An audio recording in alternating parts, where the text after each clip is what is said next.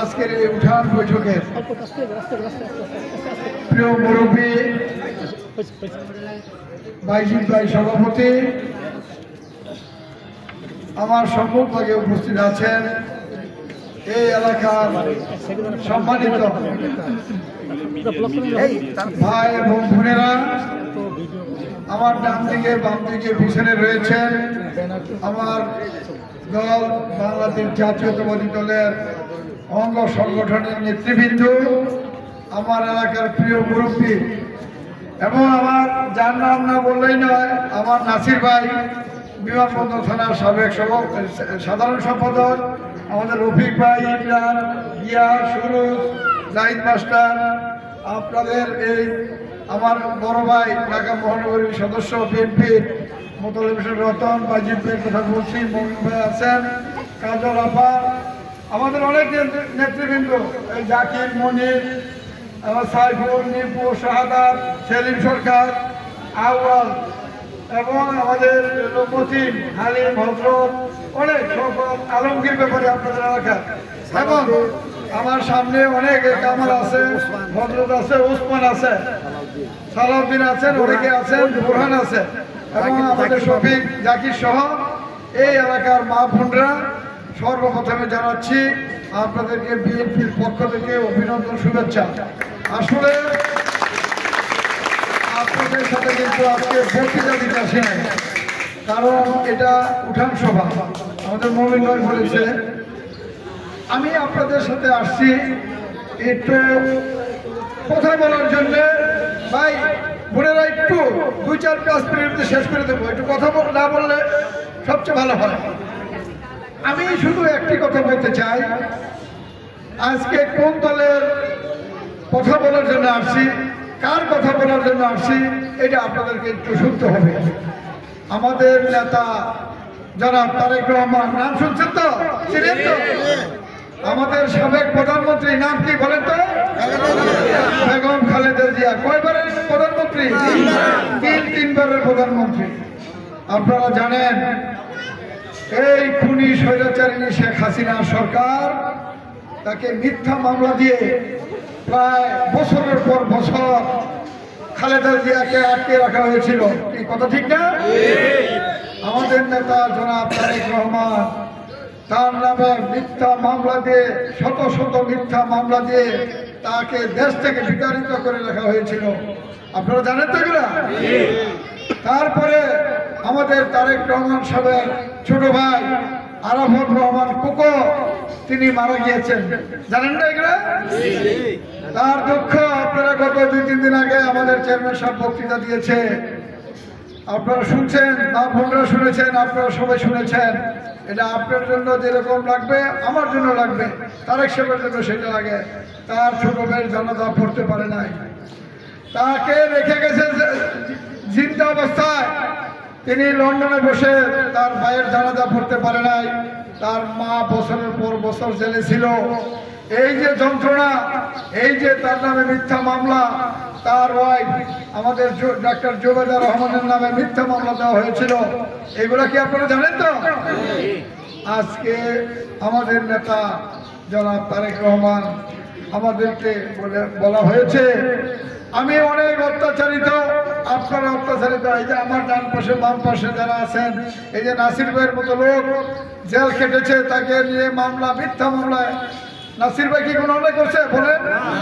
তাহলে নাসির ভাইয়ের 5 ওয়াক্ত নামাজ পড়ে, তার মতো লোককে মিথ্যা মামলা দিয়ে এই হাসিনা সরকার, এই এলাকার গুন্ডা পান্ডারা তাকে নিয়ে ধরে নিচ্ছে। এই মমিন ভাইরা ব্যবসা বাণিজ্য এয়ারপোর্টে করে, তারা ঠিক মতো বসতে পারে নাই, ব্যবসা বাণিজ্যে যেতে পারে নাই।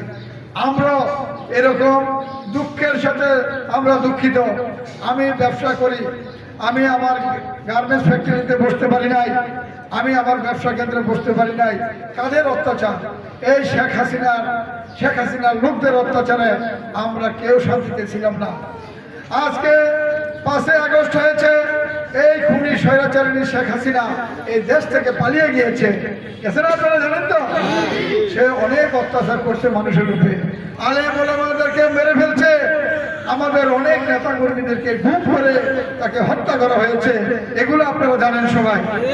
সেই বার্তাগুলা আমাদের নেতা জনাব তারেক রহমান বলেছে কি, আগামী দিনে রাষ্ট্র পরিচালনার দায়িত্ব নিব, কিন্তু বাংলাদেশের মানুষ আমাকে কিভাবে সাহায্য করবে, আমি বাংলাদেশের মানুষকে কিভাবে সহায়তা করব, কিভাবে সেবা দিব, তার জন্য রাষ্ট্রের কাঠামো মেরামতের জন্য 31 দফা আসে, 31 দফা সে বাস্তবায়নের জন্য আমাদেরকে নির্দেশ দিয়েছে। আপনারা ঘরে ঘরে যাবেন, আপনারা পাড়ায় মহল্লায় হাটে ঘাটে বাজারে আপনারা যাবেন। এই 31 দফা কি, এই 31 দফার এই পেজে আছে, দেখেন একটি মানুষের, এই যে যারা আমরা বসে আছি, আমাদের কিন্তু প্রত্যেকের খাবার দরকার আছে, আমাদের পড়ার বস্ত্র দরকার আছে না, আমাদের শিক্ষার দরকার আছে না, আমাদের চিকিৎসার দরকার আছে না, সমস্ত কিছু একটি মানুষের জীবনে যা যা দরকার এইখানে লিপিবদ্ধ আছে।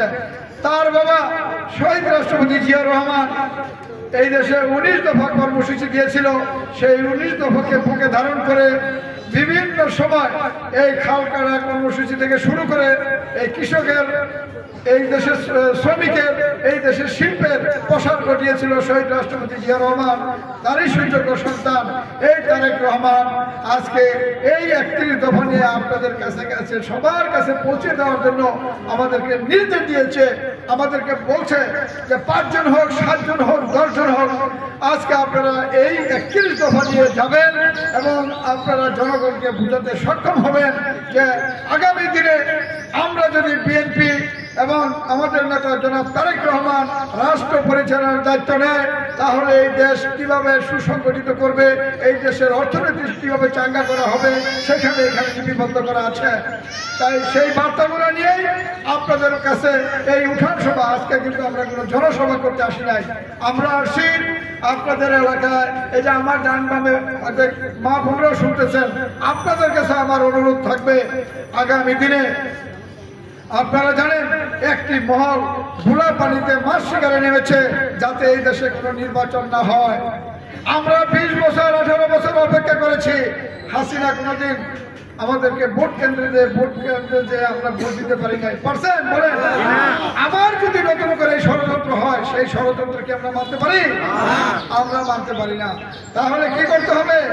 আমাদের এই দেশের ভোটের প্রধানের নিশ্চয়তা ফিরে আনতে হবে, এই দেশের গণতন্ত্র ফিরে আনতে হবে।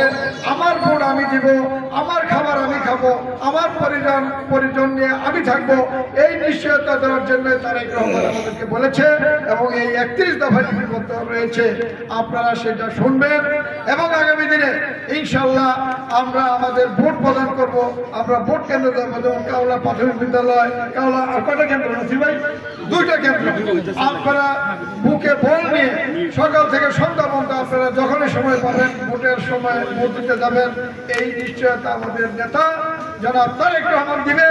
আমরা যারা এলাকাবাসী আছে, আমরা যারা রাজনীতি করি, আমরা দিব ইনশাল্লাহ। আর আরেকটি কথা বলতে চাই, তারেক রহমান আজকে বছরের পর বছর প্রায় 17-18 বছর দেশের বাইরে, তার প্রতি অনেক অবিচার করা হয়েছে, তার পরিবারের প্রতি অবিচার করা হয়েছে, ওনার দলের নেতাকর্মীদের অবিচার করা হয়েছে। আমরা ইনশাল্লাহ আগামী দিনে আর অল্প কয়েক মাস পরে আমাদের জাতীয় নির্বাচন হবে। সেই নির্বাচনে আমি আপনাদের এলাকার সন্তান, আমার বাড়ি এই দক্ষিণখান থানা, দক্ষিণখান সাবেক ইউনিয়নে, আপনাদের থেকে ঠিক উত্তর দিকের শেষ গ্রাম ফায়দাবাদ গ্রামে আমার বাড়ি। আমি আপনাদেরই সন্তান, আপনাদেরই ছেলে, আপনাদেরই ভাই। আমি প্রায় 40 বছর, এই মমিন ভাই বলেছে 30 বছর, আমি মমিন ভাইয়ের সাথে হয়তো 30 বছর, নাসির ভাইয়ের সাথে হয়তো 32 বছর, আমি ছাত্র রাজনীতি করতে করতে আজকে প্রায় 40 বছর আমি বাংলাদেশ জিন্দাবাদ, খালেদা জিয়া জিন্দাবাদ, শহীদ রাষ্ট্রপতি জিয়া রহমান অমর হোক এই স্লোগান দিয়ে আসছি। আমি যেহেতু আপনাদেরই সন্তান, আগামী দিনে এই এলাকা থেকে একজন প্রতিনিধি তৈরি করতে হবে। কি করতে হবে?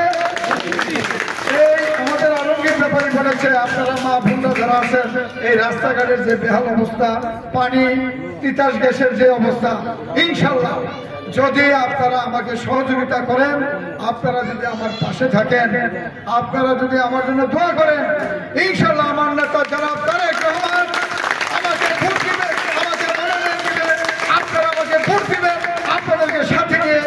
জাতীয় সংসদে আমি প্রতিনিধিত্ব করব ইনশাল্লাহ। আমরা কিন্তু এই দল করে আমরা ব্যবসা চালাই না, আমাদের সংসার চলে না। আমরা হাজার হাজার শ্রমিক ভাই বোনদেরকে নিয়ে আমরা কাজ করি। আমাদের মেল ফ্যাক্টরি রয়েছে, আমাদের ইন্ডাস্ট্রি রয়েছে। আপনারা যদি আমাদেরকে সুযোগ করে দেন ইনশাল্লাহ আমি ঘরে কিন্তু চাল কেনার জন্য এমপি হব না, আমি আমার জমি কেনার জন্য, আমি আমার লুটপাট করার জন্য আমি এমপি হব না। আমি হব আপনাদের জন্য এমপি, আমি হব এলাকার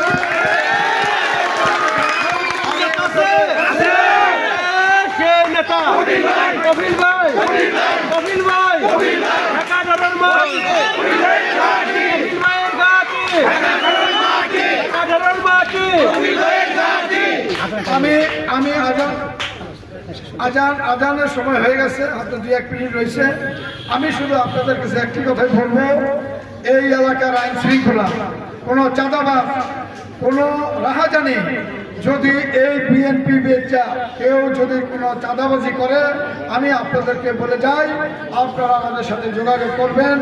কোনো উচ্ছৃঙ্খলতা, কোনো চাঁদাবাজ, কোনো সহিংসতা হতে দেওয়া যাবে না। এটা আমাদের নেতা জনাব তারেক রহমানের নির্দেশ। বিএনপি হবে মানুষের দল, বিএনপি হবে সমাজের দল, বিএনপি হবে দেশ গড়ার দল।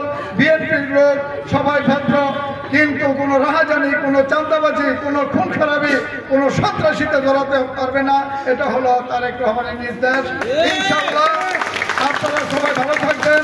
মা বোনরা যাতে সহজে আপনারা যে কোনো ব্যাপারে যে কোনো রাস্তাঘাটে চলাফেরা করতে পারেন।